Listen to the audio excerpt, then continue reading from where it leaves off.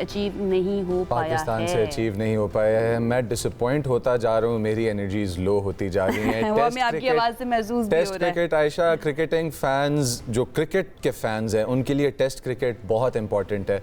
मैं इस डिसअपॉइंटमेंट के साथ और इस टूटे हुए दिल के साथ डॉक्टर नुमान एजाज साहब के पास जाना चाहता हूँ और अपनी कंप्लेन उनको रजिस्टर करवाना चाहता हूँ। उनको वेलकम करते हैं कि ताकि ये कंप्लेन उन तक पहुँचा सकें। उनको क्यों कंप्लेन आपने करनी है? मैं क्योंकि देखें उनके अलावा और कोई हल कर नहीं सकता। मुझे सिर्फ उनकी आवाज़ में और उनके अल्फाज सुन के सुकून आएगा। अस्सलाम वालेकुम सर, गुड मॉर्निंग, कैसे हैं आप?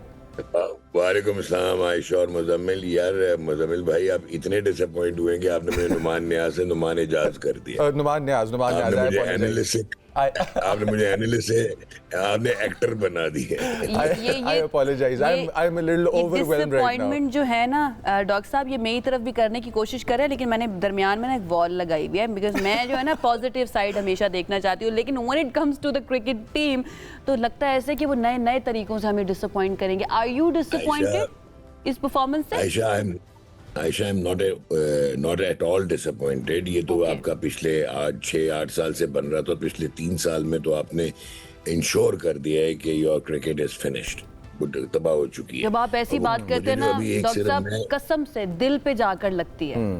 मैं सिर्फ सरप्राइज हूँ कि आप कितनी दफा रीइंफोर्स करेंगे फेलियर्स को।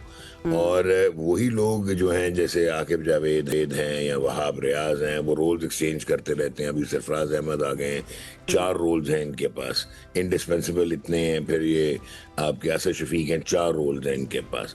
सो ये जब तक आप रीइंफोर्समेंट ऑफ फेलियर्स करेंगे और right people for the right job नहीं लाएंगे। अब आप अनफॉर्चुनेट चीज़ देखो कि जब 2023-24 में बांग्लादेश पाकिस्तान आया था, जो हम 2-0 हारे थे फॉर द फर्स्ट टाइम, ना सिर्फ के हिस्ट्री में पहली दफ़ा टेस्ट हारे थे, हमें वाइट वॉश हुआ था।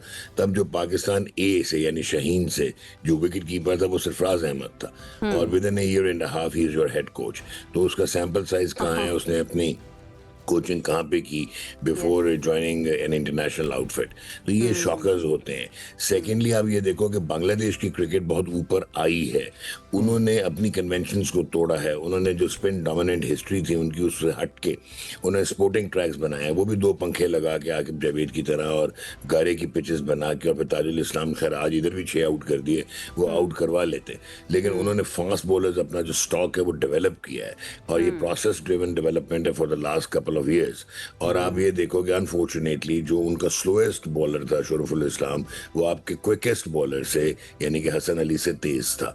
तो जब तक आपके पास एक्सप्रेस पेस नहीं होगी, आपका बॉलिंग नहीं होगी, तो ये जो बॉलिंग और ये जो पाकिस्तान की टेस्ट टीम है, ये डिजर्व ही नहीं करती, ये रेलेवेंट ही नहीं है टू लास्ट। अच्छा, वैसे ये जो सेकंड इनिंग के अंदर हमारा मिडिल ऑर्डर, उसमें तो हमें कुछ रेजिस्टेंस नजर आई है। सलमान ने अच्छा परफॉर्म कर दिया, शान, फिर बाबर भी कुछ उन्होंने रेजिस्टेंस दिखाई, रिजवान ने अच्छा परफॉर्म किया, ऑलमोस्ट 90 पे पहुंच गए वो। देखें, आप जो जहाँ तक रन्स के नंबर ऑफ रन्स की बात कर रही हैं तो यस, वेल डन। लेकिन व्हेन यू आर चेजिंग 437, पहले तो आप ये बताएं कि आपने इतने रन्स कंसीड कैसे किए, नंबर 1। इसका मतलब है आपकी बॉलिंग जो है वो एडिक्वेट और रिसोर्सफुल नहीं थी। ये नहीं है कि बांग्लादेश के बैट्समैन कोई आउटस्टैंडिंग क्रिकेट खेले। उसके बाद अगर आप आएँ कि जब इन्होंने बैटिंग शुरू की है, अब अगर आप नंबर्स देखोगे, 358 या 14th best ever chase, attempted chase जो है वो नज़र आया आपको। 4 दफ़ा दुनिया में जो है आज 1876 से लेके अब तक जो है वो 400 प्लस चेज हुए हैं। 418 was the highest. So it was always improbable कि आप ये चेज करते। You had already lost the match जब उन्होंने टारगेट आपको 437 का दिया था। लेकिन अब आप जब कल की इनिंग्स भी देखो और आज भी देखो, Babar Azam was fluently batting, और वो इतना फ्लुएंट था कि 90 का स्ट्राइक रेट था, जहाँ पे उसकी T20 में क्रिटिसिज्म होता स्ट्राइक रेट पे, वो यहाँ पे बहुत ही आगे जा रहा था। तो he should have realized he is still the best batter in the on the Pakistan team. तो he should have consolidated a bit और he should have played deep.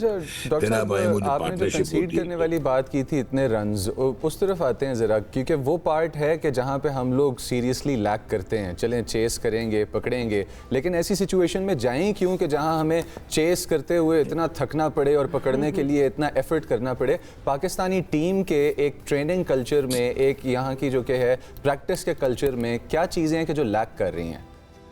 Okay, मैं एक मिनट ये कंप्लीट कर लूँ। अब जो 138 की पार्टनरशिप हुई है सलमान आगा और अब इसकी मोहम्मद रिजवान की, वहाँ पे आगा जहाँ पे आउट हुए, Shan played beautifully again, that was not the time to get dismissed.